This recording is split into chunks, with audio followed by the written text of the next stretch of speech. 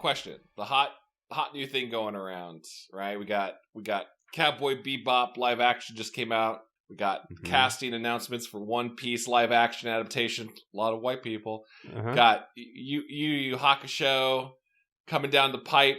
They're still making that Avatar live action show. Here's the question: what anime do you all want to see turned into a live action adaptation? There's only one answer, but I'll wait. Here's an important question. Yeah. Can it be made into a good live action, or does it have to be made into a terrible live action?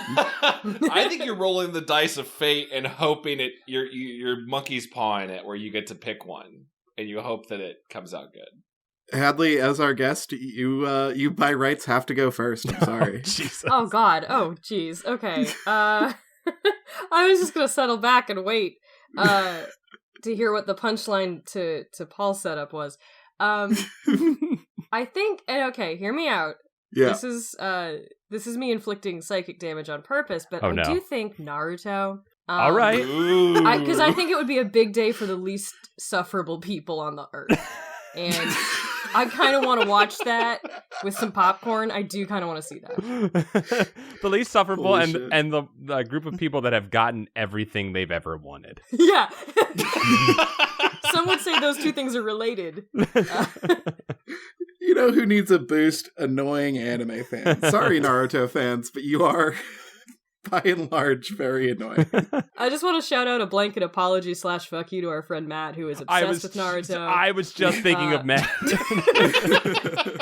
Who is absolutely going to know that we're dragging them right now, so sorry. I mean, a good majority of the anime I like actually has a live action version, but it's a Japanese live action version. Mm-hmm. Yeah, this gotta be. This has to be a Western adaptation. Oh no, Yeah, that ruins. No one mine. from Japan is touching it. Oh, that ruins. Mine's not possible any longer. And mine's not even a joke. Hadley, mine is not a joke. Sadly, it was very sincere. It's coming from the heart. Oh, okay. What's that? I was gonna say Yuru Camp. I want Laid Back Camp. What? Live action. Aww. What that? You do cam? Yeah. Yuru Camp. It's Laid Back Camp, the sweet camping anime. Oh, sure, you've talked about it before. Yes. I'm gonna make your day. There is a live action Laid Back Camp. It's a Japanese TV show, but it is. What? They already did it. What? It's real. Oh my god! Yeah. I didn't know. Hold on. But if they did a Western version, I'd be worried it would just turn into like Dawson's Creek or something. Like they try to inject high school drama into it. Well, I'm about to blow everybody's minds. They did do that. It's called Ken Burns National Parks. And it's fantastic. Oh my goodness. I just have to send a picture. Oh my god. Sorry, just to reiterate, this image you sent me that we will retweet after this episode comes out. This is from what? The sweet Laid Back Camp anime This live is from action. Laid Back Camp. This is a horror movie. It's a girl with a hatchet blade. The joke here.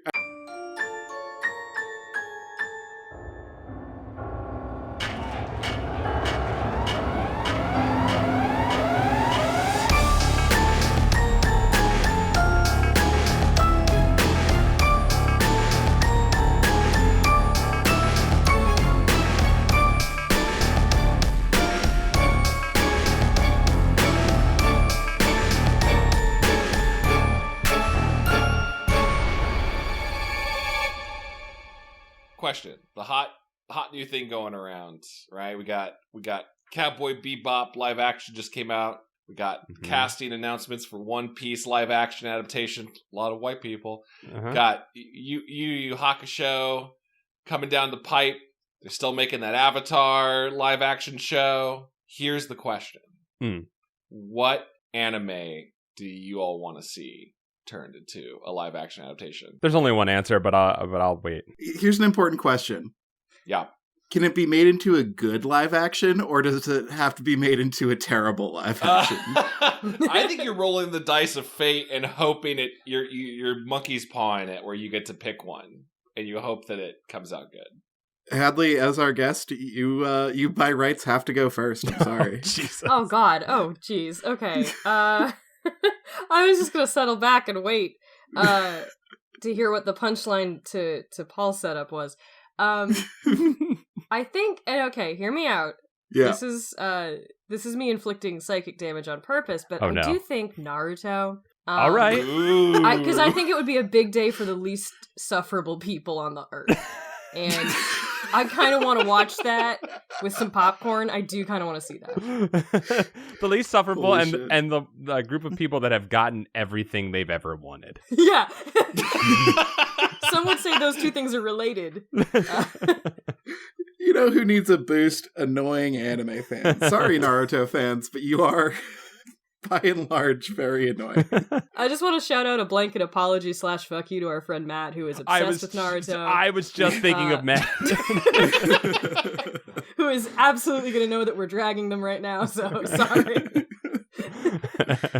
I mean, a good majority of the anime I like actually has a live action version, but it's a Japanese live action version. Mm-hmm. Yeah, this gotta be. How about this? It's gotta be a Western adaptation. Oh no, Yeah, that ruins no one mine. from Japan is touching it. Oh, that ruins mine's not possible any longer. And mine's not even a joke. Hadley, mine is not a joke. Sadly, it was very sincere. It's coming from the heart. Oh, okay. What's that? I was gonna say Yudu Camp. I want Laid Back Camp. What? Live action? What that? You do cam? Yeah. Yeah. Yudu Camp. It's Laid Back Camp, the sweet camping anime. Oh, sure, you've talked about it before. Yes. I'm gonna make your day. There is a live action Laid Back Camp. It's a Japanese TV show, but it is. What? They already did it. What? It's real. Oh my god! Yeah. I didn't know. Hold on. But if they did a Western version, I'd be worried it would just turn into like Dawson's Creek or something. Like they try to inject high school drama into it. Well, I'm about to blow everybody's minds. They did do that. It's called Ken Burns National Parks. And it's fantastic. Oh my goodness. I just have to send a picture. Oh my god. Sorry, just to reiterate, this image you sent me that we will retweet after this episode comes out. This is from what? The sweet Laid Back Camp anime This live is from action. Laid Back Camp. This is a horror movie. It's a girl with a hatchet blade. The joke here, I know exactly the scene. Yeah. The joke here, she's saying to a piece of wood, "I'll turn you into rust on my blade," and then she just kind of chops some wood.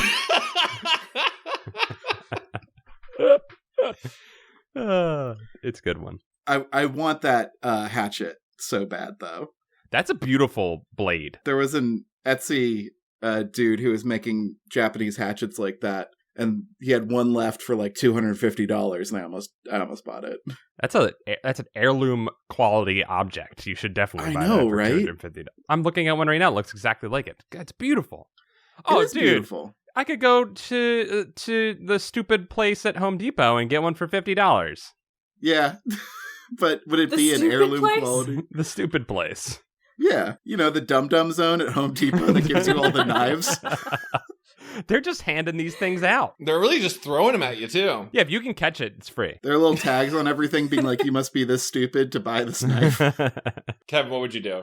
My anime, I would pick Zombieland Saga. Okay. Oh. Oh. An anime about a bunch of girls who are revived as zombies from different eras of Japan to save the Japanese equivalent of Rhode Island with pop music.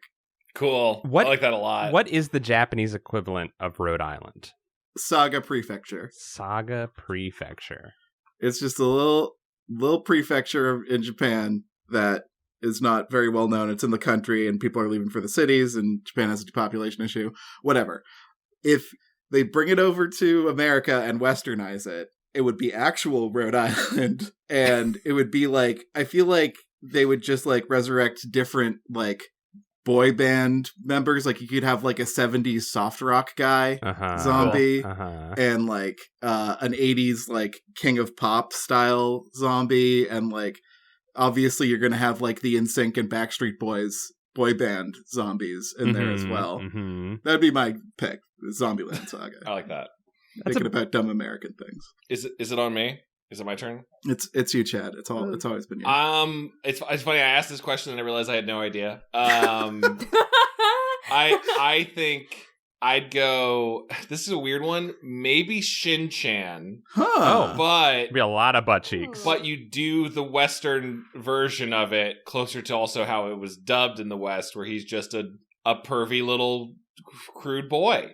And you make it unstreamable for any services because no one will want to stream that. So you were like, what anime do we want to turn into a show? But what you meant is, what anime do we want to turn into an abomination? Well, I think by nature they're gonna become an abomination of some sort, like in our era, right? Right. Yeah, That's true. I don't know if there's any director a live action director that'll be able to nail the Naruto ninja run pose. Like, no. No. Well, it should look cool, but it somehow won't. Is what I'm thinking. Okay. My take on this is there's only one way you could make anything remotely watchable out of Naruto in terms of turning it actually at all. I mean, I was gonna say full stop. But I think if you handed it over to Michael B. Jordan and said, "Here is several $100 million, just make a playground for yourself." I do think the end result would at least be entertaining. Sure. I don't know that it would be Naruto anymore, but it would be fun to watch. Here's my question, and it's, why is Timothée Chalamet Naruto? Why was that casting decision made? I have to lie down. My first pitch, Kevin, real talk, I love that Timothée Chalamet is the go-to, was... Yeah, it's obviously Timothée Chalamet. You gotta get him. He's in everything. Is before I said Shin-Chan, I thought like maybe you do Astro Boy and you get Timothée Chalamet to be Astro Boy. Or well, here's the fucked up thing: is Timothée Chalamet is also Shin-Chan. This is my favorite thing about Hollywood is when like someone's a successful child actor, then for the next 10 years, every person is like, we gotta get that kid. That kid is our kid for everything. Was he a child actor? Or wait a minute. Well, I guess I mean just like young teen, like... Okay. Say with like Jacob Tremblay, they're like, get him in everything. He was in the Sad Room movie. Put him in it. I thought I had somehow missed like a whole part of my life where this kid was like doing movies that I should have known about or something. So thank you for reassuring me that I'm not having a stroke. Sorry, Timothée Chalamet is 25 years old. I thought he was like 17. Yeah, so a kid. Yeah, well, he just looks so young. He has a chronic baby face. Yes, exactly. I did see, I can tell you, because this podcast is now Timothée Chalamet Watch. Yeah.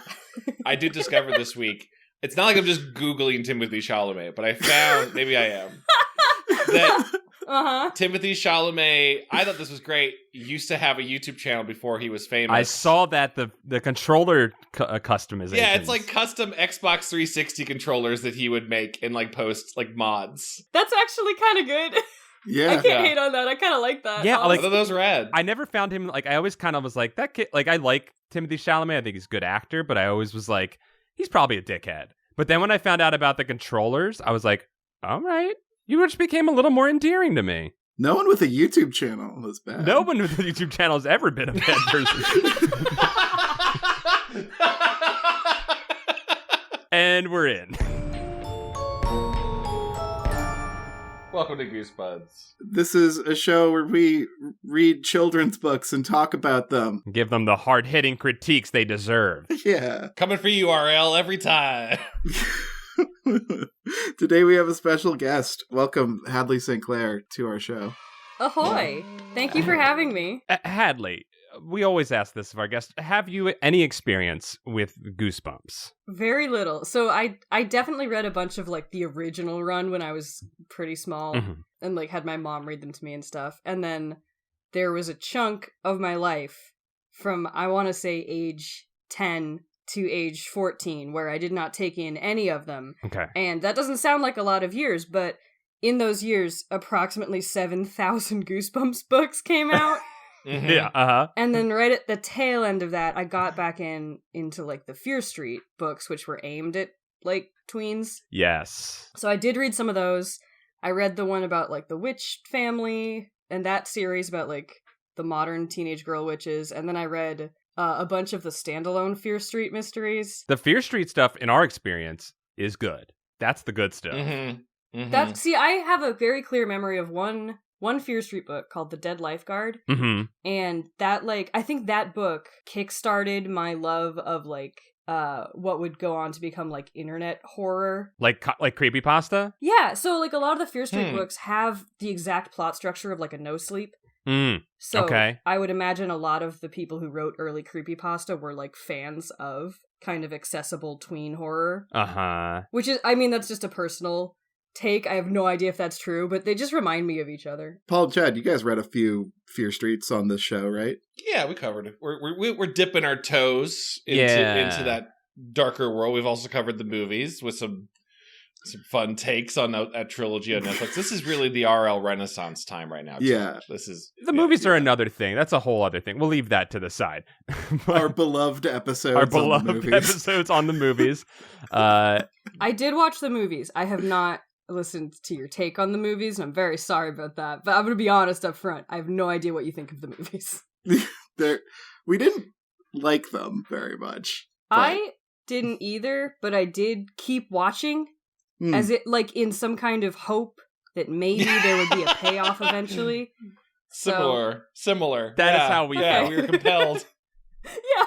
We literally had to watch them because we had to finish the trilogy, or people would have been I don't know, maybe they would have been happier if we stopped. But I think the first one, I promise I will move past this in a hot second so that we don't have to talk about these movies again, but I just think the first one had a great like underlying premise, which was what if the two least likable lesbians in the world, and that's it, and that was the entire the thrust. You're accurate to what our takes were. That was a toxic relationship. We are simpatico. We are simpatico on the main characters of that series, 100%. I was like so happy to see. Like, I was like, oh yeah, get it, girls, and then I was like, I'm gonna keep rooting for you, but you are both horrible people. Holy shit. Yeah, we were like, you two should not be together. I can't root for you two to be together. Not only are you two bad, but you're bad for each other. Yeah. Yeah. It was not a good situation. Y'all, your first high school love is always your best and strongest love, and you should fight to hold on to your first relationship for the rest of your life. That's what you should do. Oh boy. I will say, though, that the books that we read the first cheerleader, I believe is what it's called, or First Fear of the cheerleader. That's what it was. First Fear, and it's the cheerleader one. Yeah.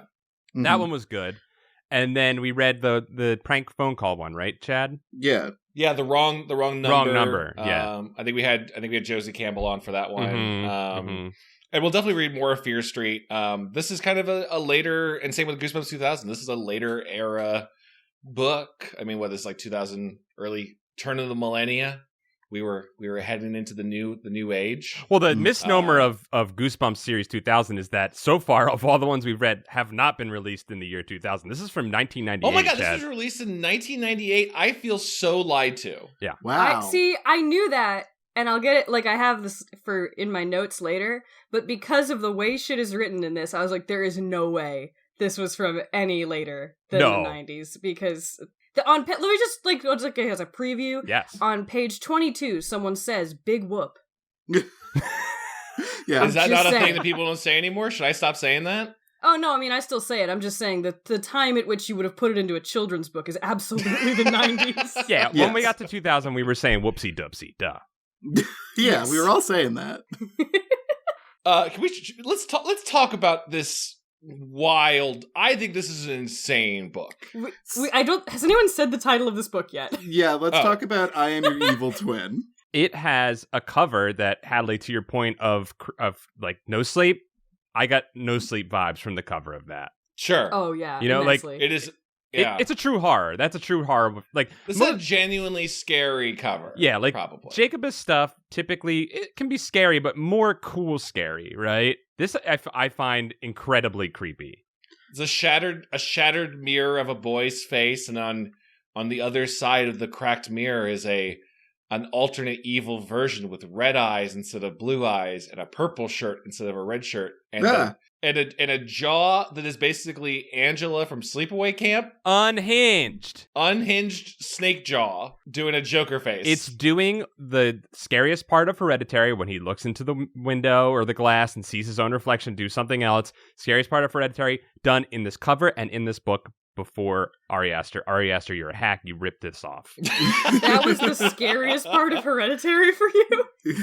This book. That was the big part. This book ruined it. You know when nerd dudes don't know how to smile for a picture, and so they just do a big open mouth scream. Mm-hmm, mm-hmm. That's what this boy is doing undercover. Oh my god, you just sent me back to the days of cons. Yeah. I mean, I did the same thing too. I always did the very just like open mouth scream, and then like I was raising a fist in triumph, and I was like, why do people want that? Why am I doing that to people's pictures? Did you guys have like a strong reaction to this one? Because I kind of nothinged it a little bit. Like, really? I don't think it was quite bad enough to be funny, and I don't think it was quite good enough to warrant praise to RL. I thought it kind of I thought it was just kind of like, you know, there weren't any typos and I could kind of follow the plot. I mean, I have some notes, but there's notes for sure. It's not. I have notes too, but like the end sort of result was I don't really know what to talk about with this book apart from like all of like there's like 2 or 3 like absolutely curveball scenes. Mm-hmm. Well, the problem too is that Hadley, we covered just prior to this one the book Creature Teacher from the Goosebumps 2000 series, which was about something and had a theme. And this one does not have any theme or anything that it's about, other than geez, okay. No themes, this just book bad. is kind of like a premise for 100 pages. Just, if that makes sense. Like, it's just like the log line. Yes. And then continuing twists on the log line. Yeah. I feel like the whole time. That's true. That's very true. But also, as someone who hasn't read a bunch of the Goosebumps, god damn it, I was like, I won't do it. We always do. You're like us. Yep. You're doing it. I did it. I haven't read a bunch of them since I was 10, so I definitely had a strong reaction to certain parts of this book, and the strong reaction was mostly me writing the words "what the fuck" in my notebook over and over again. I also at one point had such a strong reaction to a specific plot twist that I wrote out the letters of a key smash because I had a notebook, but nothing conveyed the emotion I was feeling except a key smash. I don't understand any of the choices made in the last third of this book. The brain scramble. Yes. Well, maybe we lay out the plot tracks to get to these kind of weird moments we can talk about. Sure. And it starts with a man called Uncle Leo. From Seinfeld. Did anyone else read Uncle Leo in the Seinfeld voice the whole time? I didn't until now for some reason. Until you. Oh wow! Okay. Gonna say something that's probably gonna be bigger controversy than the Fear Street episodes. Not a fan of Seinfeld, really. Wow. It's fine. Wow. It's fine. It's okay. It's fine. It's okay. It's fine. I don't like it. It's okay. What's the big deal with Seinfeld? I don't care about Seinfeld. Yada yada yada. Move on. I don't know. I came onto this podcast to talk about Goosebumps, and instead I seem to be. I've watched a man set himself on fire. I don't know how to feel all of a sudden. All right, so I am your evil twin. First character we meet, Uncle Leo. He's Monty, our main character's uncle. Montgomery Adams. The only other Montgomery I know is Mr. Burns on The Simpsons. Yeah. So it was hard for my brain not to go back to that every time. Yeah. I mean, I guess I hated Monty, so that works. I think what this show does is like, or what this book does is he's trying to do a shortcut to like us empathizing with him because they're like, oh, people are probably annoying to you about your name, Montgomery, so I'm supposed to feel bad for you right now. But then Montgomery ends up just being an annoying piece of crap. So yeah, you guys are real hard on this 12-year-old. Welcome to Goosebuds. Yeah. Well, like, he tries to just sort of, like, coast. Like, he's trying to, like, stay under the radar. Like, his whole thing is, like, I don't make any waves. I'm a good kid. Mm-hmm. By the way, Montgomery, I looked it up on babynames.com. It means hill man power. What? Or man from the powerful hill. Or powerful man from the hill.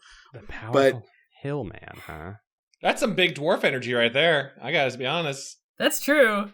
That's some dwarf energy. Too bad that's where it ends. I was going to say, would Montgomery have any dwarf energy in this book? I guess not. Oh, no. Okay. No, he very rarely just drinks a big flagon of ale, so. So what do we know about Montgomery? All right, we know that he is a 12-year-old boy Yep. We know that he's skinny and has red hair. We know that he is allergic to peanuts, but not in the way that any other human on the planet is allergic to peanuts. I don't think there was enough information about peanut allergies when this book was written for RL to do the research. So much. I was a child in the 90s. I knew more about peanut allergies than my parents as a 10-year-old. Like, there's no way. I love that this book is just filled with actual real horrors that can happen to you in real life, like sleep paralysis, peanut allergy. There's another one. Oh, gas poisoning. There's all kinds of just legit, like, children being sold, that sort of thing. Yeah. Were they? Yeah, they're just trafficked, I guess. I love that, they hand wave the moral implications of creating clones, and they're like, that's fine, you can do whatever the hell you want with them. And we'll get there, though. Yeah. I do like that there's a line towards the end of this book where a scientist says, no one knows how allergies work. Yes! I wrote that down, too! No one really knows how allergies work. Sir, you are a geneticist! What that really means is RL didn't know for sure, and he couldn't find an article on the internet that explained it coherently, so he went science. RL called one doctor, and the doctor said, I really don't know. And he said, well, that You think he called a doctor even? I think he Googled how peanut allergies work and went, well, that's all I know. It was 1998. It was 1998. Sorry, he asked Jeeves, how did peanut allergies work?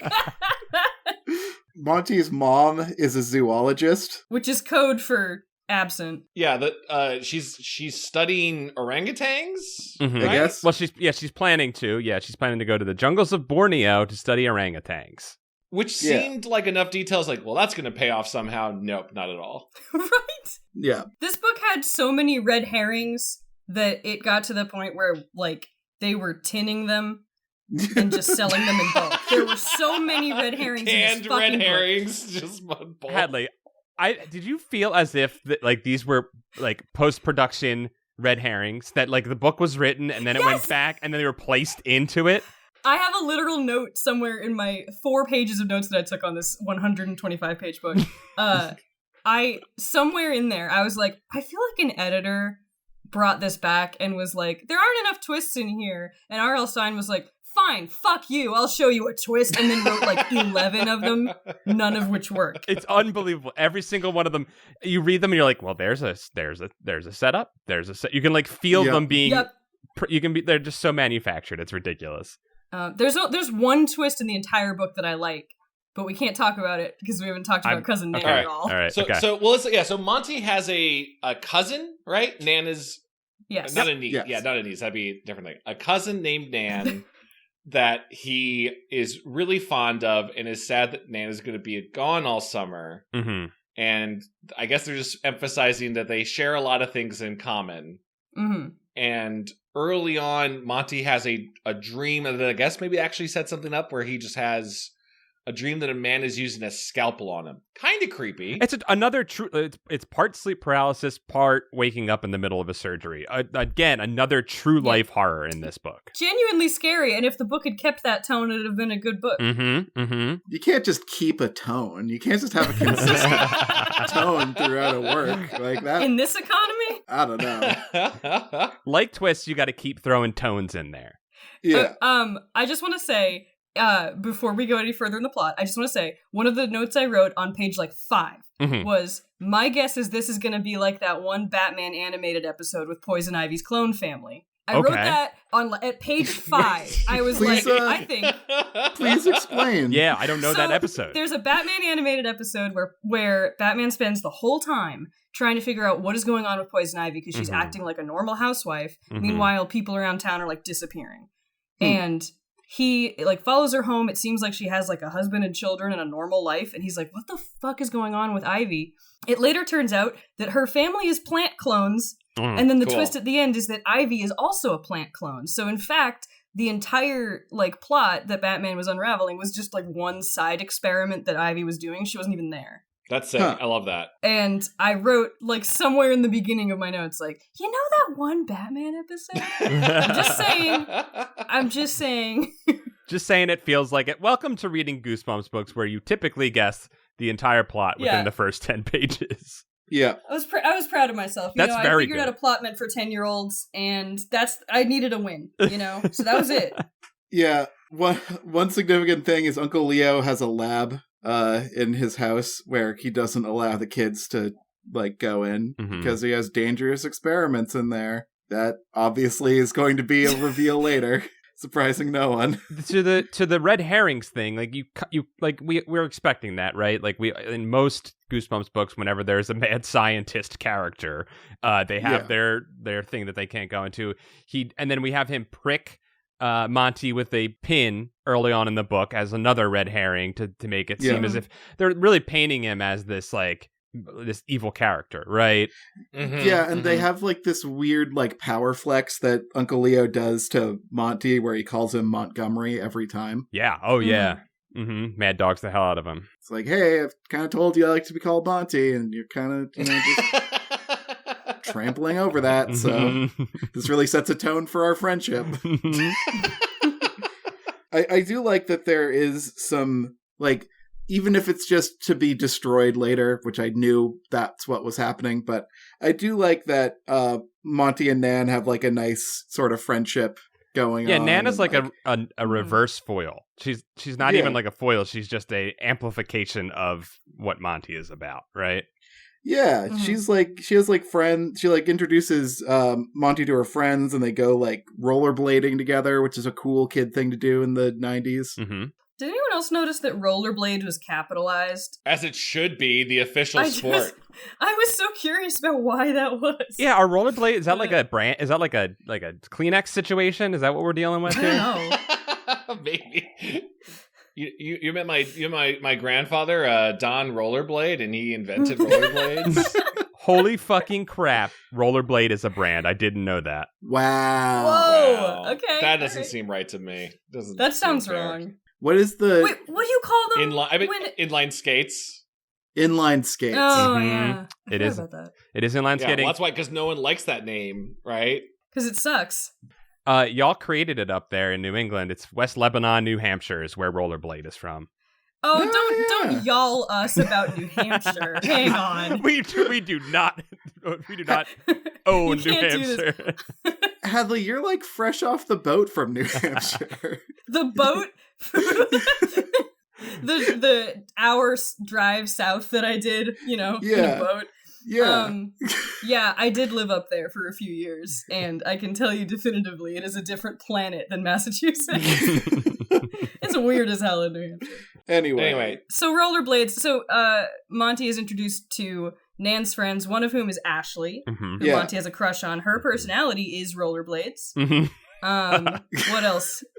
Well, she also laughs at Monty's jokes. Yeah. Her other personality trait is laughs. Yes. Yeah.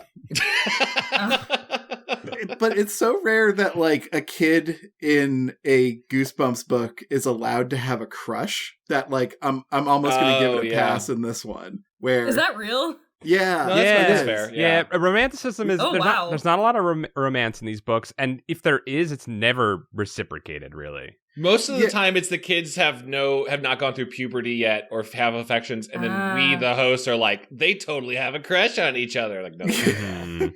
See, this is where me coming from the Fear Street side of things, those books are so horny. Oh, very horny, yeah. Those books are 90% horn dog.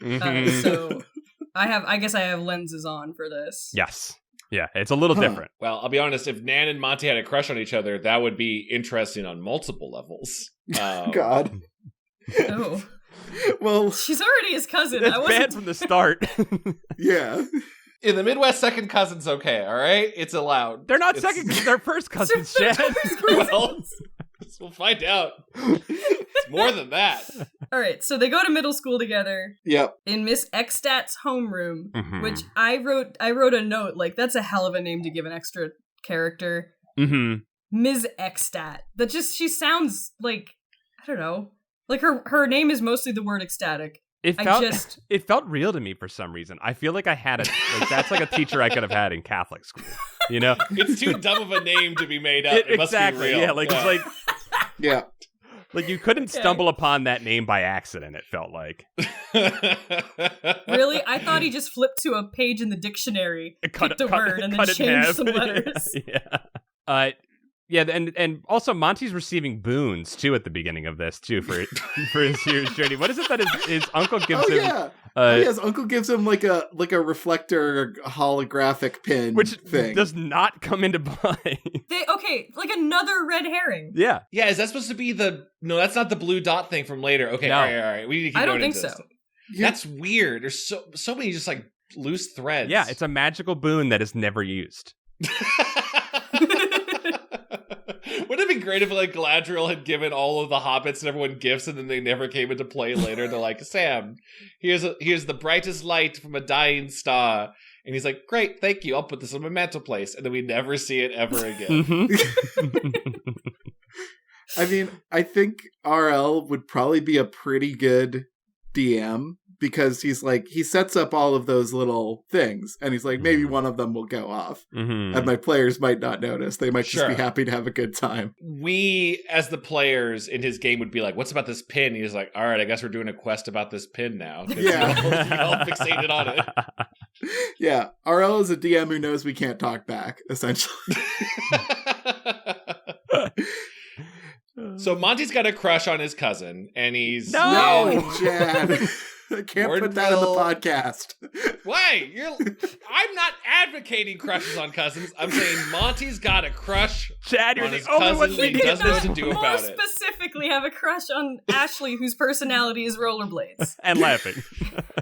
This is rollerblade Ashley erasure.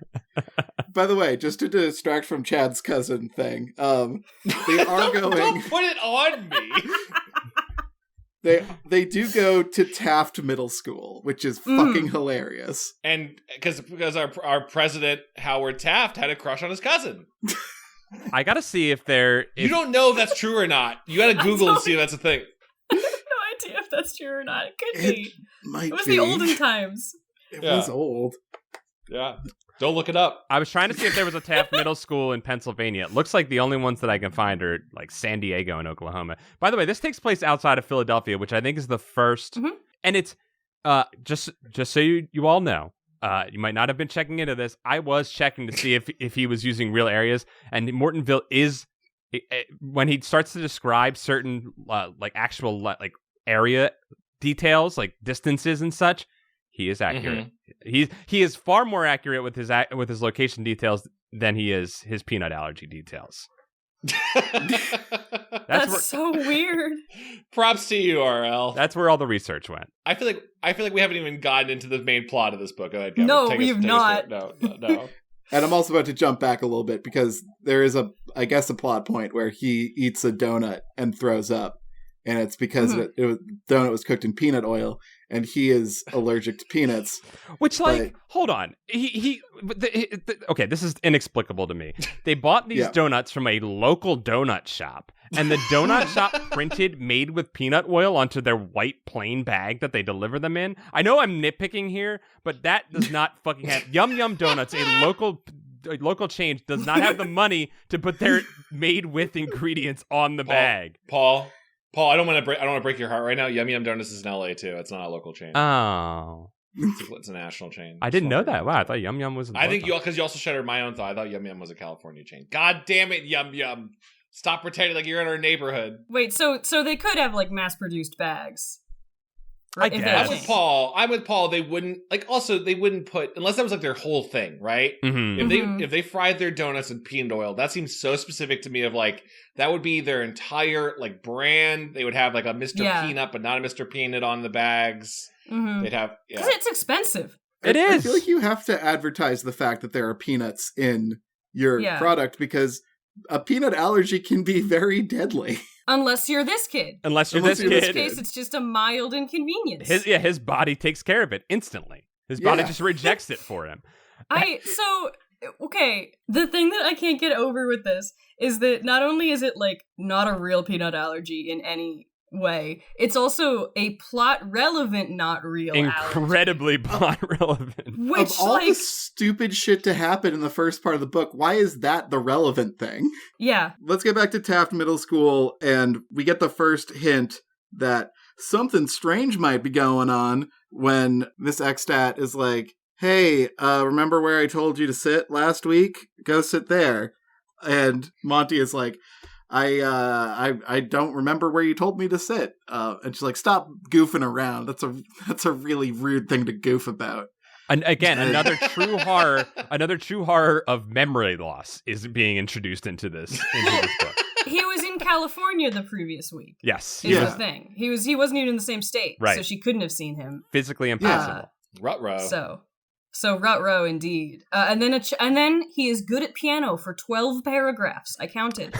There's just an extended piano lesson scene in the middle of this book for literally no reason. And dude, again, it comes up in the plot later somewhat loosely, but not really necessary for him to be good at piano. Not enough for them to introduce the piano teacher as a character. Uh-huh.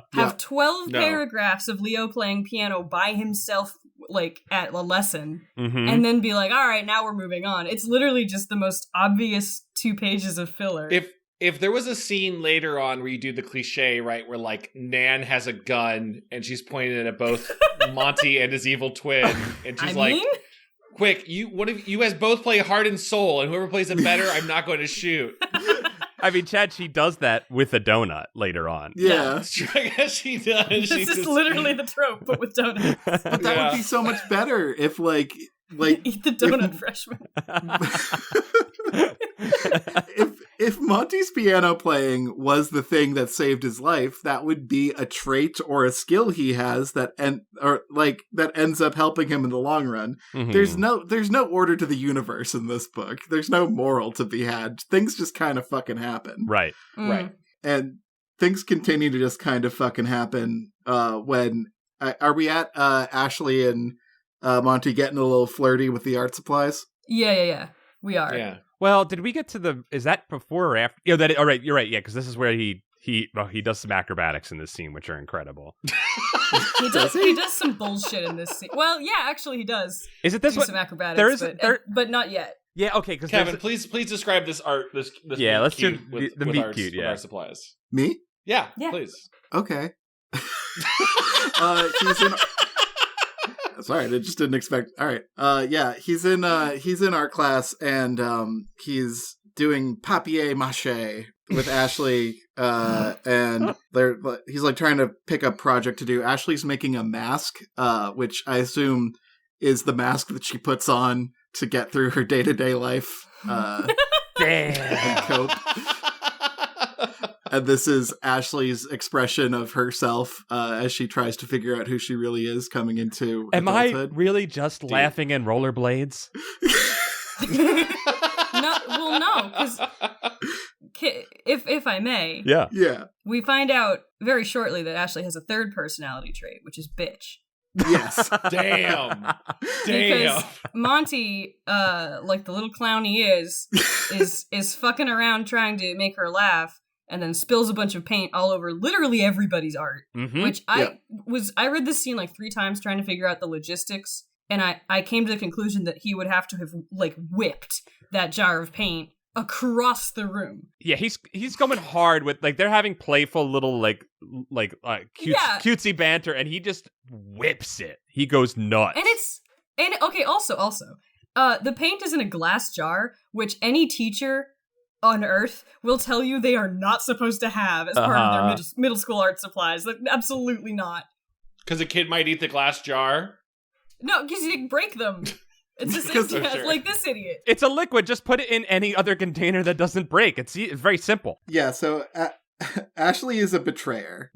Yes. Because when Monty comes back, because the art teacher sentences him and Ashley to clean the art room, which seems reasonable. It seems reasonable. You are sentenced to detention. Yeah. It's just like, you made a mess. Just come back and clean it up. Like, that's... Mm-hmm. But Ashley is like, you fucking jerk. You piece of shit. I mean, I'm not mad at Ashley at this point. No, I'm not either, because it was a gross overreaction on Montgomery's part. Sure. In terms of the playful little thing they were doing where they were like painting on each other's faces and stuff like that. This is true. He escalated that hard. Because he was like, I'm going to start painting on your face. Mm-hmm. Which was like, she gave him a cute touch of paint, a little beep on his cheek. Yeah. I didn't like him painting on her mask. I'm like, that's her art, dude. Yeah. Like, But I feel like that scene was very accurate to the way kids are, though. Yeah. Because if they sense an opportunity to be a bastard about a thing, they will. Right. So you gotta explore your bastard potential while you're young, or else that's what being a kid's all about. Yeah. Right?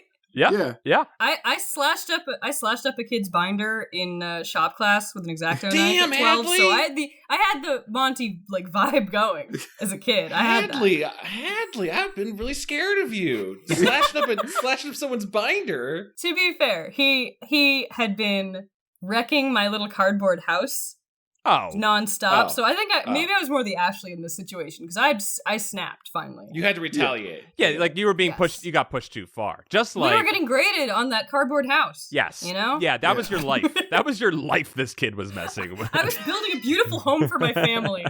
And this fucking kid.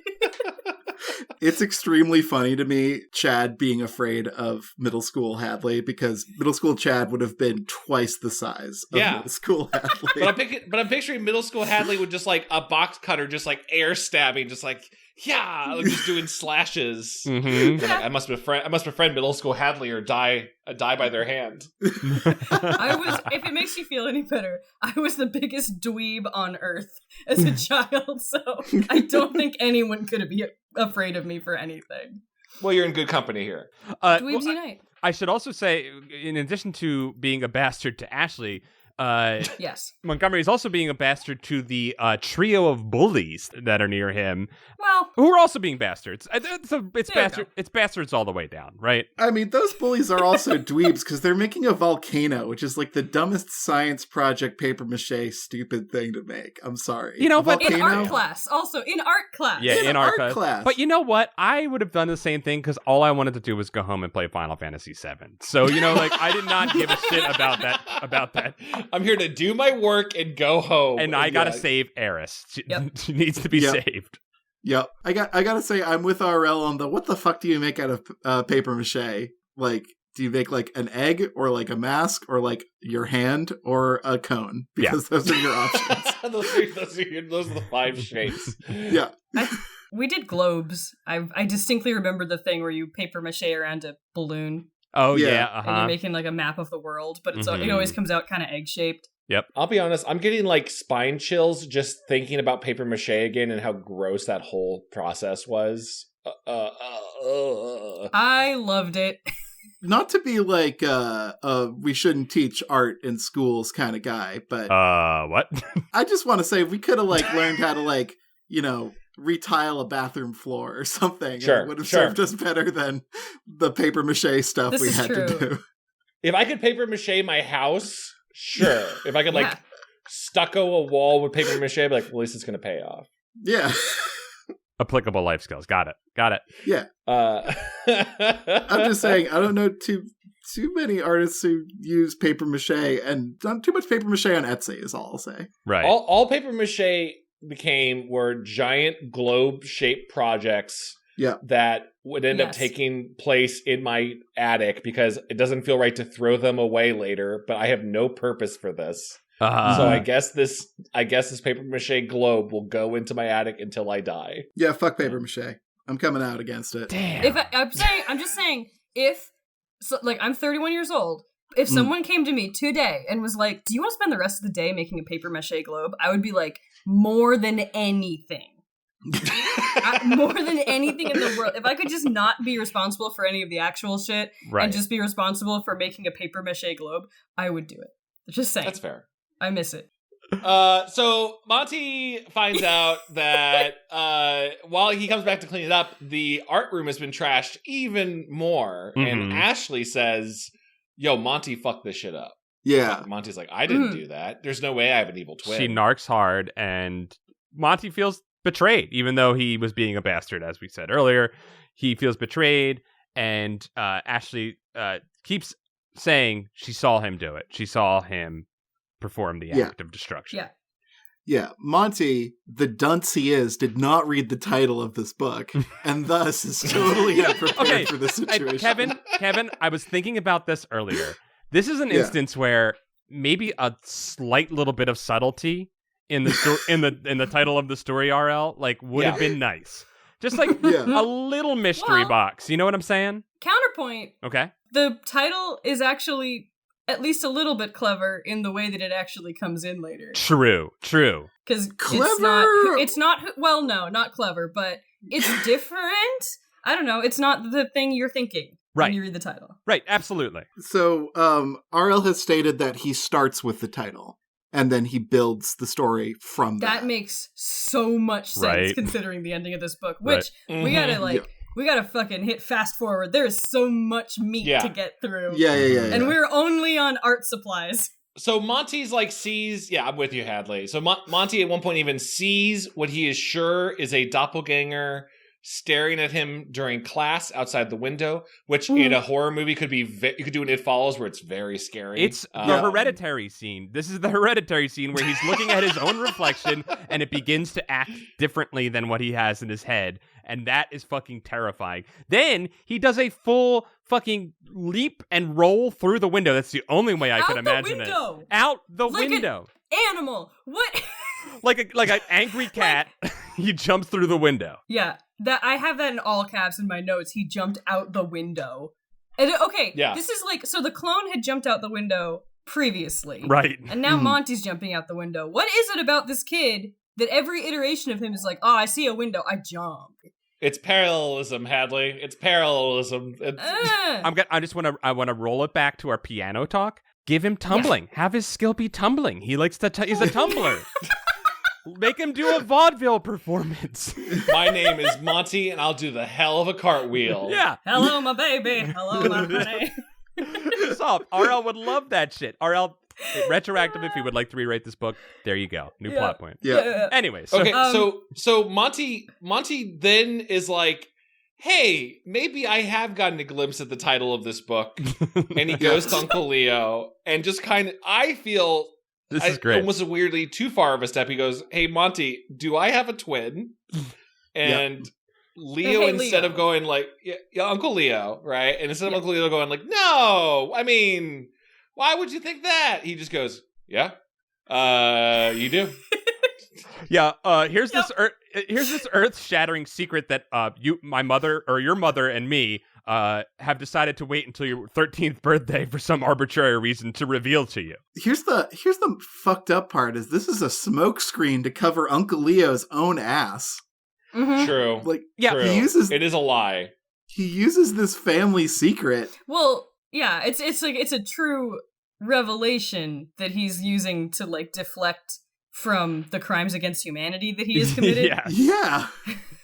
Yeah. So Uncle Leo's like complicity in the horrors that he does are really hard to read in this book, because sometimes it feels like he's okay, and then sometimes he does things like this using real true family secrets. And sometimes there's a reason for that though, because after a certain point, yes, there is a reason for that. But in this scene, the actual revelation is that Monty does have a twin, and it's Nan. It's that cousin Nan is actually his twin sister, and their mom was like, "Oh, I'm a young mother and I can't afford to have two children. I will simply hand off my daughter to my brother, and that'll be fine." Right, which is a hell of a choice to make. I don't know why you wouldn't just move closer to your brother and just share. These are all. Yeah, sorry, Hadley. This was all of my notes were about this like big twist of the secret. Like this happens all the time, right? People who are in very serious situations. I can't take care of this child. Situations change. Whatever. Don't feel like I'm ready. And they put the child up for adoption. They put the child in a Goodwill box and go, leave a child in the bin. I'll take a different child.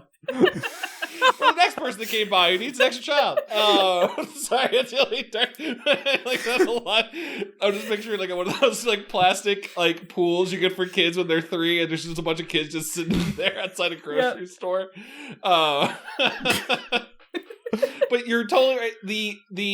The heart the deepest confession of like, we didn't want to tell you. It's like, it seems like you could have just lived your lives together. But again, Yes. right? Like, they revealed that they were going to tell them on their 13th birthday for some arbitrary reason. What the fuck was that about?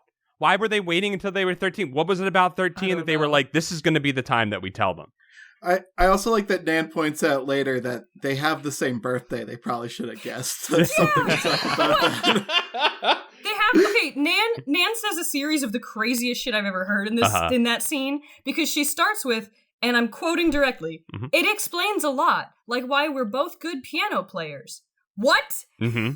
What? That's how it works. And then she says we have the same birthday. We should have figured it out. And then she like leads up with a story about how they both stole from another child on that child's birthday. Yeah. And they both like therefore they must be related. They're what? They're both scoundrels is what they're saying. sure. I don't know. That kid sounded like a jerk. So I don't know. I think it was. That was revisionist history on both of their parts. That was I don't fun. know, dude.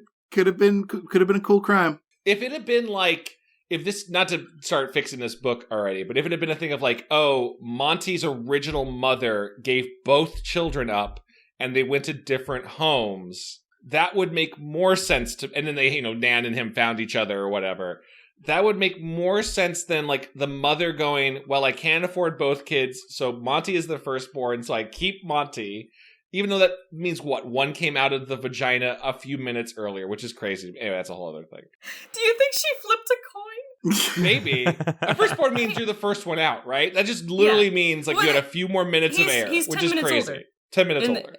That's the thing. But like, I guess I don't understand the reasoning of like, well, my brother and his wife want children very badly. I should just give my daughter to them instead of like, I don't know, moving in with them or something. I can't get my head around it. There's two other adults here to help you. I don't understand.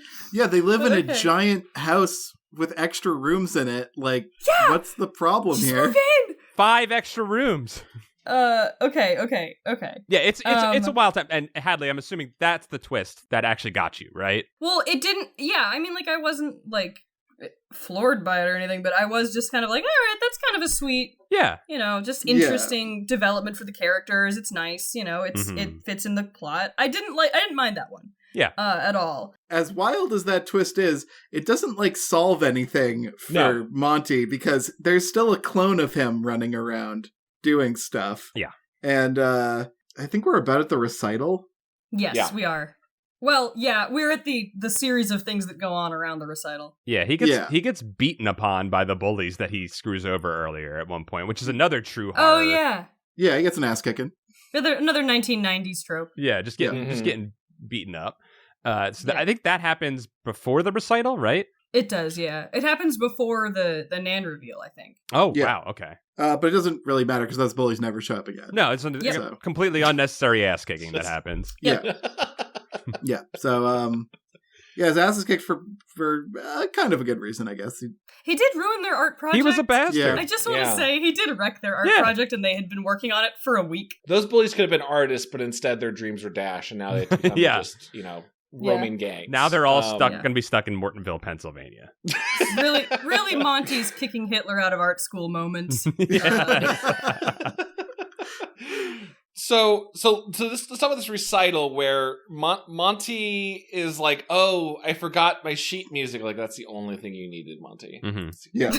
Only thing you had to bring with you. You had one job, Monty. It was stolen by Nega Monty. Well, basically, right? So yeah, Monty basically goes off, gets locked in the supply closet. I'm guessing that was the evil twin. Was that ever specified that it was that who locked him in? It is. Yeah, I think it is. Goes through another window. Well, while gas is releasing, I feel like it's very important to say that the clone at this point tries to actually murder him. Yes. Because he throws a bottle of something toxic in there and it starts smoking. Yep. Like, what the fuck chemicals do they keep at this school? They're keeping they're keeping everything in glass. They're keeping open bottles of poisonous gassy chemicals out. It says that smoke is coming out of the bottle. Like, what the fuck is it? nothing good for lungs. So he escapes out the window. Another defenestration in this book. And he comes back to the auditorium to see himself on stage playing with Nan. And is he doing good when he's playing on stage, or has it ever described how well he's playing on stage? I believe he's doing rather well. I believe it's just a good recital because people are cheering. And then he goes backstage to confront himself. Yeah, at this point, he should have just done what was best and just accepted the fact that the nega Montgomery was making him look good. Or he could have played dead. Like, my question is, how was clone, or nega or whatever Montgomery, how is he going to explain his own dead body discovered on the premises of the school? I think that's a great question, Kevin. Evil Montgomery, which I'm going to call nega Montgomery, I'm going to call Not-gomery. Not-gomery. Yeah. Non-T. Maybe he was like, because already this has been established based on the way he handles, like, I'll come back to things later. Mm-hmm. Montgomery was going to kill it on the performance and then come back and take care of the body later. Mm-hmm. I mean, we find out later there are several other non-Gummerys. Yeah, let's get to that part, because that's where this book just gets really fucking wild. And that's next up. But I just want to say the recital does end with not Gummery throwing a piano at actual Monty. Yeah. Yep. Just wait, throwing a piano. He threw like Hulk through a piano. Did I just skip that part? No, but it's like a I think it's described as like a baby grand or something.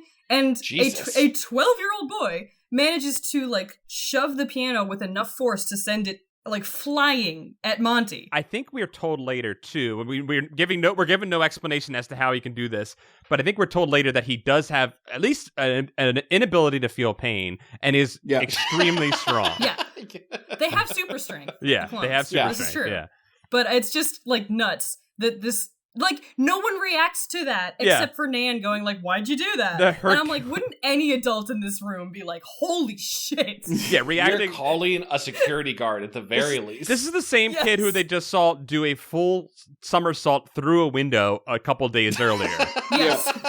And now he throws the piano and nobody is like, get this kid onto the football team. Nobody's doing what they did to you, Chad. So, at this point, he's on his way back with Nan, right? Or is he chasing down his clone? No, he's chasing the clone. Yeah, this part's really unclear to me. He's chasing the clone because he sees the clone spray paint a car. And that's how we know the clone is bad news, because it is the 90s, and the worst thing you could do in the 90s is spray paint anything.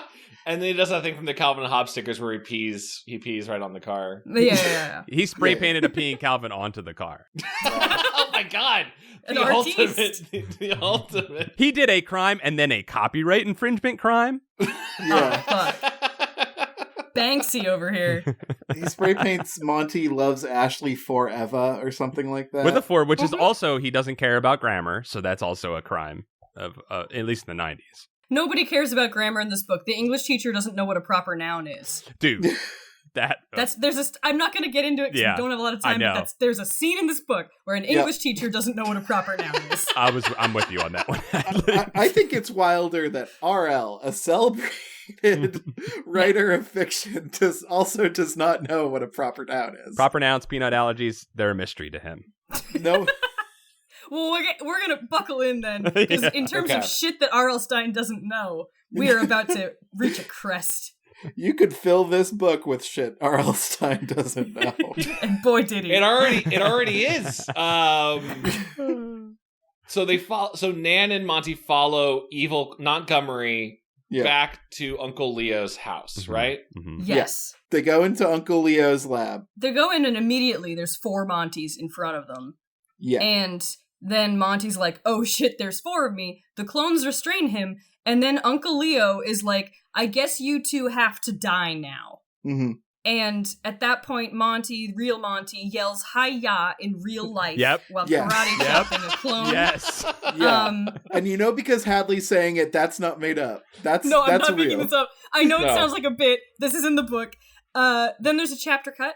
And then the twist, the next twist out of 100 is that the real Uncle Leo is tied up in the closet And I have a note. I was right, motherfuckers. It is exactly this fucking Batman episode.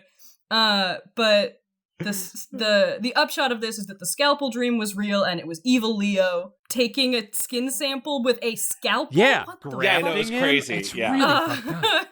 Which is wild because in all the books we've read, how often has a dream sequence turned out to be worth a damn? Right. Never. Right? Never. I think it's always just a fake out. I drowned. No, I didn't. It Yeah. was a dream.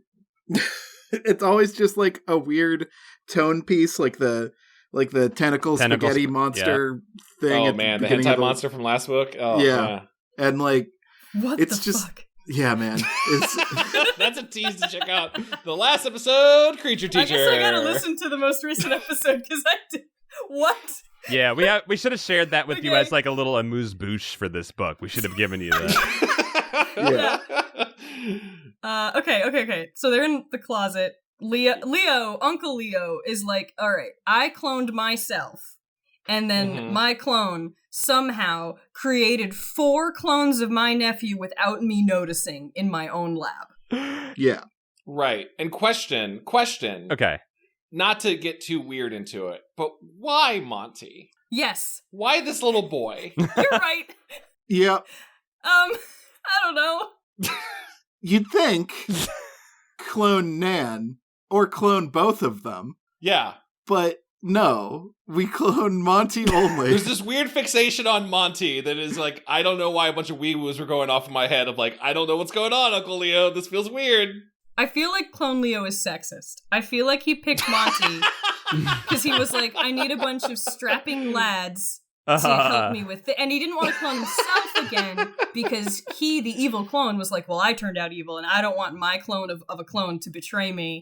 So I'd better clone a child who is impressionable. Okay, we don't know if the clones of Monty were clones of the clones or just more clones of Monty, because I wonder, if you clone a clone, does it flip back? Is it like a negative number that just like flips back to positive at that point? I think, Paul, that's a great question. I think instead of it flips, it's more of like each clone gets a little bit worse quality, like when you copy an image over and over again. Okay, yeah, it gets like artifacted. Deep fried clones. Yeah. Totally. Yeah. We also learned that there's only one way to tell a clone from a normal human. God, Yes. Apart from them being evil and eventually we learn not feeling pain. The only way you can tell is a blue dot on their right thumb that looks almost exactly like a tattoo and could easily be replicated Yes. by anyone with a tattoo needle. Or a Sharpie. I was picturing, I know they made like a little dot. I was picturing like when you go to like, say like a Goodwill or a Ross and they have like the discount items have a little blue sticker on it. Which is Yeah. a little like they just put those on the kids to mark the clones.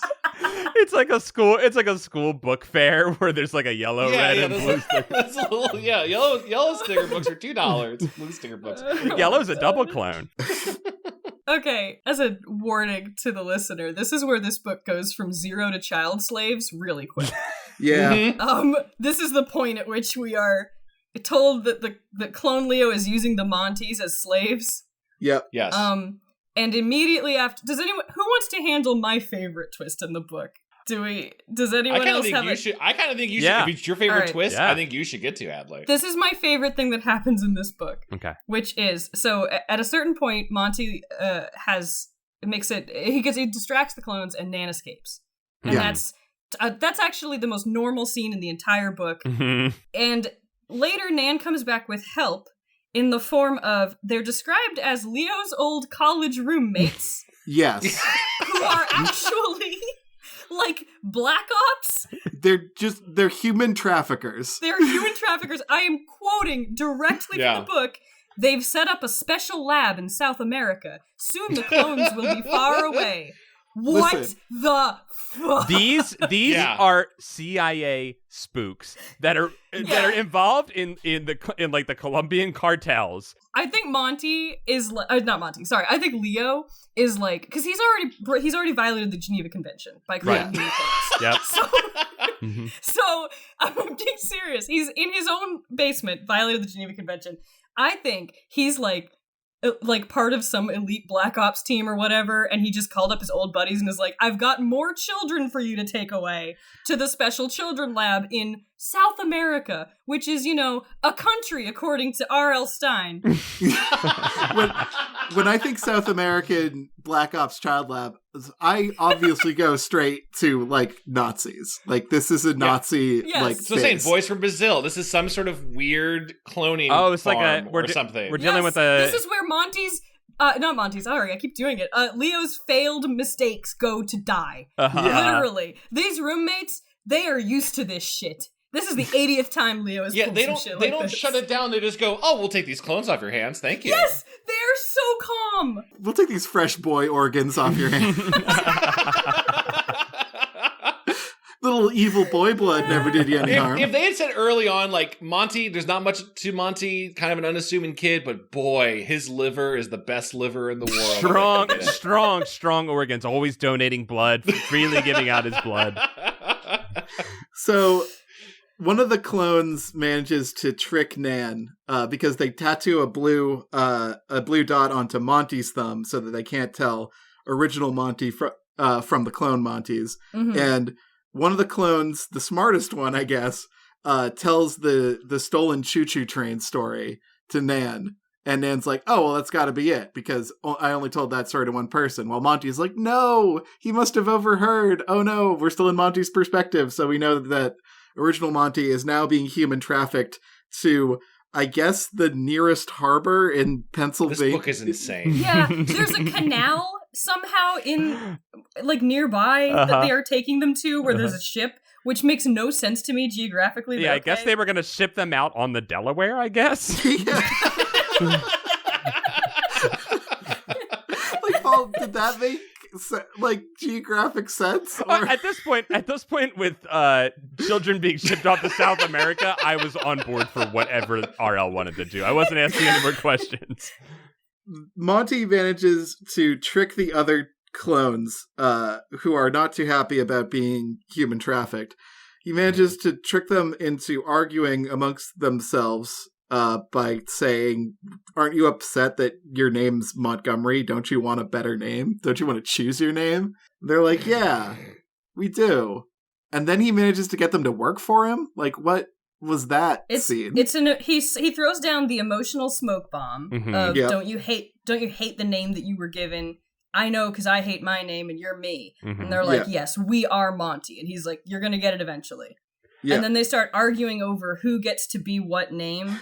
Like, they all want to be Paul or something. And it's great because Uncle Leo's clone is here as well. And he is, like, he has been trying to, like, work with these clones to escape and figure out an escape plan. And the kids start fighting. Over the name. He's like, well, fuck this shit. And he just crosses his arms and sits down and ignores real Monty as real Monty makes an escape for it. Just completely ignores him. Well, okay, I have a conspiracy theory about that, but we're going to get to it later. Oh, okay. All right. Okay. I have a theory. Monty then runs full tilt for 8 miles until he gets back to his home. Out of the back of, like, a military truck is what I pictured them in.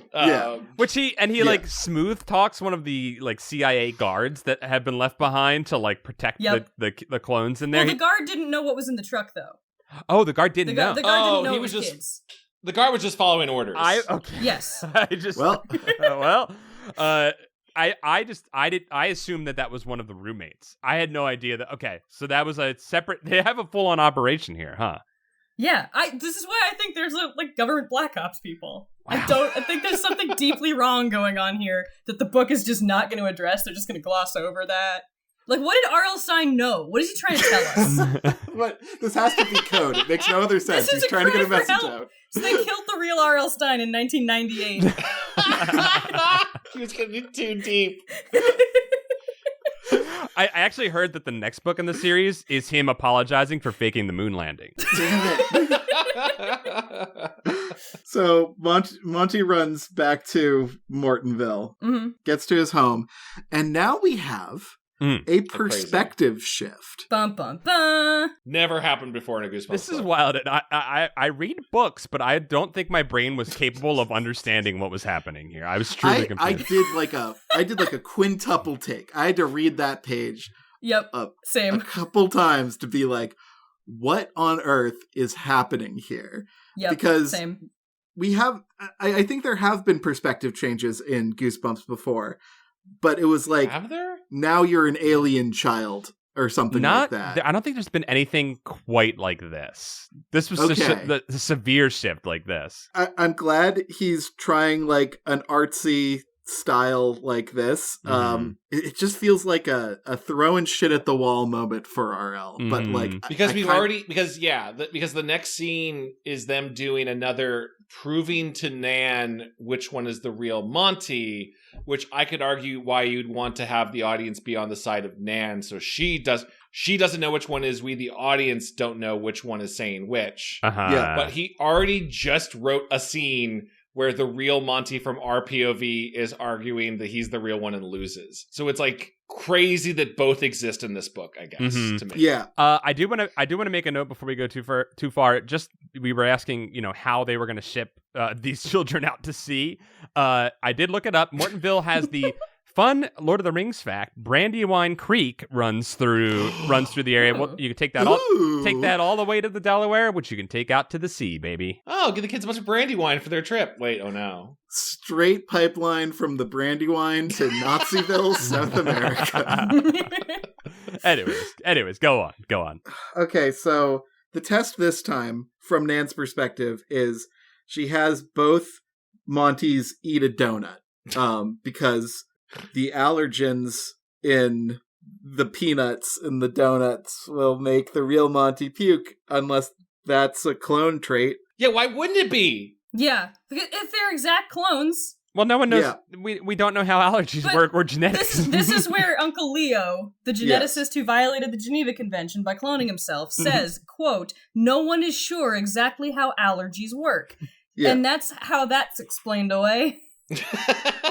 And I want to give RL credit for at least bringing back this early scare that happens in the book, right? This true horror of a peanut allergy that he doesn't understand. I do want to give him credit for doing that, but the way that he hand waves it with that quote there, Hadley, and the end of this book makes the whole segment be bullshit. Yes. Yeah. There's a logistic problem with how this is handled also. Mm-hmm. In that, can I Yeah. get into the twist? Oh, yeah. Please, Okay. please. I feel like as the guest, I am giving all the twists away, and I feel like I should give you guys. No. some No, twists. please. It's your guest right. Take this burden off of us, Hadley. Thank you. Okay, the thing that happens because Nan's like, I'm smart, and hands them both a donut. Is like, eat the donut, freshman, and Yeah. one of you will Ralph, and that'll be my brother/cousin. So Brother cousin. yeah, they eat the donuts. One of them Ralph's, and she goes, "Okay, that's the real Monty," and the other one is dragged screaming away by Leo, who suddenly is strong enough to do that, I guess. And it's, oh, this is a dirty trick, whatever. And then the next scene, we're still in Nan's POV. Yeah. And they're watching a movie and eating popcorn unsupervised, which is a hell of a move by Leo. So they're chilling, and she's like, "Boy, I'm glad we solved that clone problem." And he's like, "Yeah, I'm really glad you made the real Monty go away," or something like that. And she's like, "What?" And he's like, "I switched the donuts." Yep. Ah ha ha. He is like, I don't know, like, this kid went to the same donut shop and was like, "Do you have any that are not fried in peanut oil?" Which, what? Yep. And then fakes a fake version of a peanut allergy. Like Yes. we got a double fake out here. Like Vommed on command. vommed on command. Yes.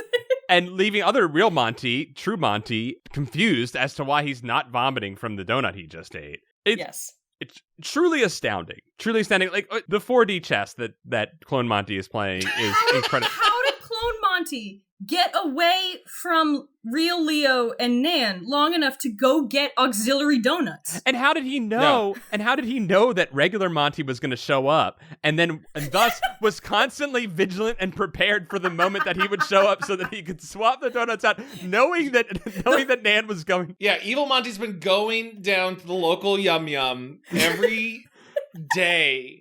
The same way, like, an old man buys the lotto ticket every day. Like, maybe this time it's gonna hit. Maybe this time. Evil Monty's been buying a couple of non-peanut oil donuts from a place that puts peanut oil on their bags. And just in case, I got this secret MacGuffin out Do here. you think the people working at the Yum Yum are like, God, this one asshole kid could go anywhere else to get donuts that aren't fried in peanut oil, but he keeps coming in here and making us do an equipment switch and clean everything.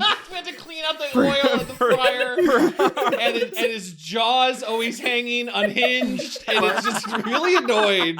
But the policy of Yum Yum Donuts is we always have to do everything our 12-year-old customers say we should do. In the middle of the day, they're like, dump out the fryer, all 40 gallons of it. We gotta put the oil in. Somebody's working at the cash register, and they see unhinged jaw Monty walking towards the store. They're like, fuck, he's back. God damn it. Like, we just... Do you think 12-year-old clone Monty goes in there like, I would like to see your manager real quick about the peanut oil situation? Every damn day. Okay, we have to get to the ultimate twist, which is not really a twist so much as the title drop, but it's the last line of the book. Yeah, so come and take us away. So, clone Evil Monty gets to say the title of the book to Nan in the only way the title of the book would make sense as a piece of dialogue. He says, "I am your evil twin," referring to that he is the evil version of Nan's twin, who we established as Monty. Mm-hmm. Yes. So RL basically did he told us what the punchline was, and then he constructed a narrative in such a way, bending all rules of sense and storytelling in order to get us here to where his title makes sense as a piece of dialogue to end the book.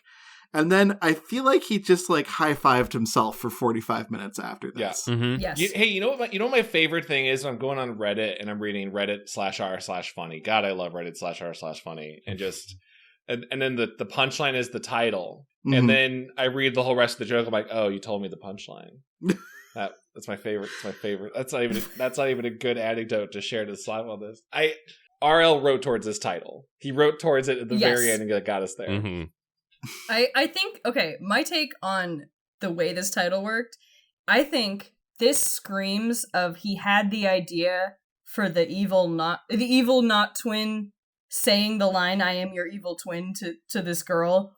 I think he had that image in the depths of his 5th or 6th blunt in one day. And just, when you have an idea when you're really baked and you're like, this is the fucking smartest thing I've ever come up with. I'm so clever. I think he wrote that down and then slept on it. And then the next day he was like, well, I do have a deadline, and just ran with it and just engineered the book around that bit. Hadley, that's my take. He wrote the entire book from Nan's perspective, the high version. He wrote that. He sent it to his editor, and his editor said, RL, great title. We got the cover ready. You're going to have to write a not high version for us. And he went back and wrote the non-high version, and he used the last 2 chapters, and he just inserted them in, and that's what we got at the end. Yeah. Yep. I think we solved it, guys. We solved this book.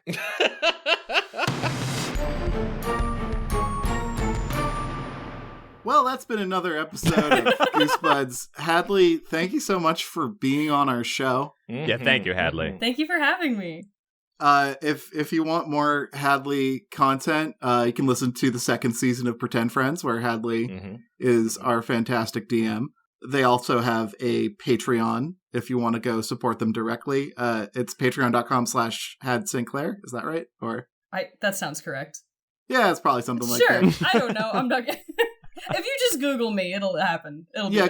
Go follow them on Twitter at @HadSt. Yeah, right? Yeah, that's where to find me mostly. Thank you. Yeah. And then also you can find Hadley involved in many, many, many Super Try Studios games. Oh, yeah. Yeah. If you like horror, you should play The Shade Between the Trees. That'd be a great one for our listeners to play. What's the best link to go to play that? Would that be on... That's on supertry.itch.io. Yeah. With all of our other games, not all of which I worked on, but you should play all of them anyway. Just because you like us. If you want to, maybe see some, I don't know, good writing, you can check out Snack Run Blow. That one's a good one that Hadley wrote and directed and I programmed for. And Yeah, and Beneath Phelan Woods, another good one that Hadley did. Mm-hmm. And there's also our game Hack, which you can buy for money. That's all on supertry.itch.io or supertrystudios.com. It's true. I guess I do have stuff. Gosh, I'm learning so much about myself today. Yeah, I feel like Pancake Theon would be good too. That's a very narrative heavy one. Yeah, if you want to play my personal favorite of the games we made over the last year, Pancake Theon is a good place to start. For sure. A roguelike with breakfast gods, right? Yes. Yeah. Mm-hmm. Yes. And it's got art from our friend Bam, who you may know from Pretend Friends. From the Pretend Friendus. And also Goosebuds related stuff. If you want to check out bonus episodes, by the time this comes out, we maybe have just even dropped a bonus free Camp Goosebuds for everyone to check out. But you get those bonus episodes every month if you support our Patreon at patreon.com/goosebuds. Nice. Hads, thanks again for coming on our show. Hadley, thank you. Thank you, Hadley. Thank you, everybody. I had a blast. We did too. Very fun time about child trafficking. Yeah. The most joy I've ever had talking about South American Black Ops camps. I'm going to go eat a donut and hopefully keep it down. Godspeed, y'all. I'll see you next time. Bye-bye. Bye.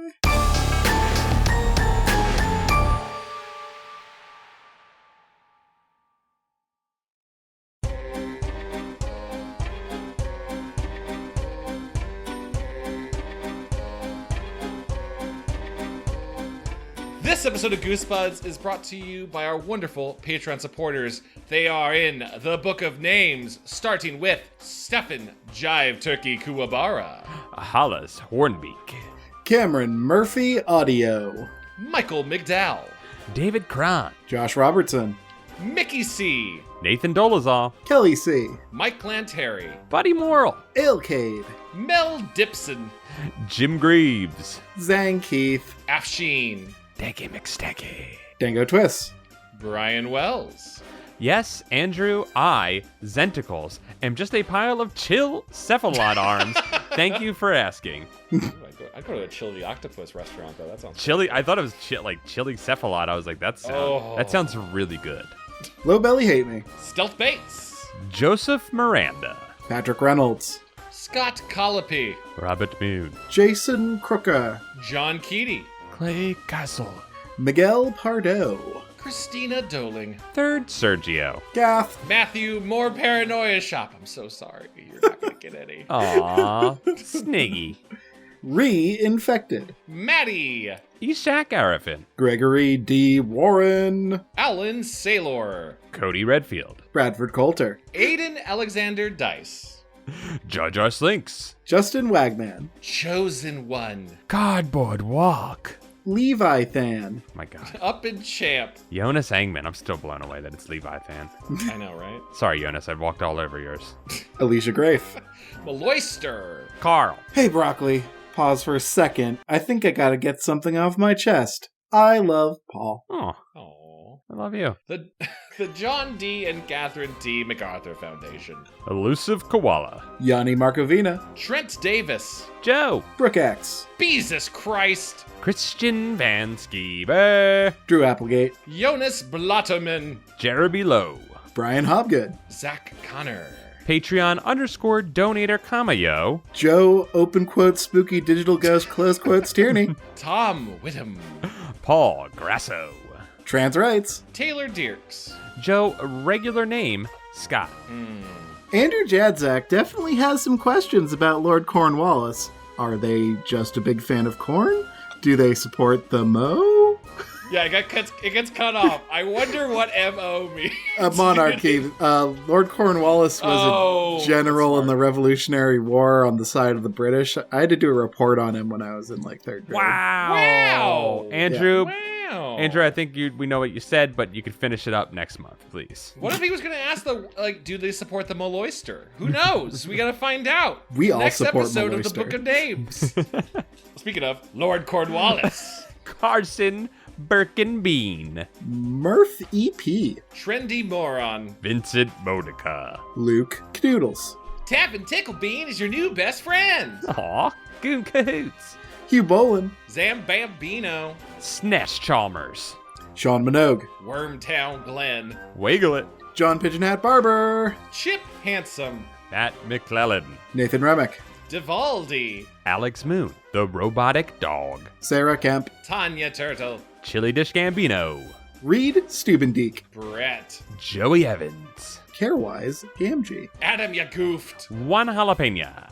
Uncle Cool Brother, Cameron Hansen, Muscles Bear. Keith Halcrow, Chris Chink will sleepwear erection Nelson, Timothy Misodulakis. Clay McCarty, General Lee Depressing, Dom's Sexy Ghost, aka Captain Sick.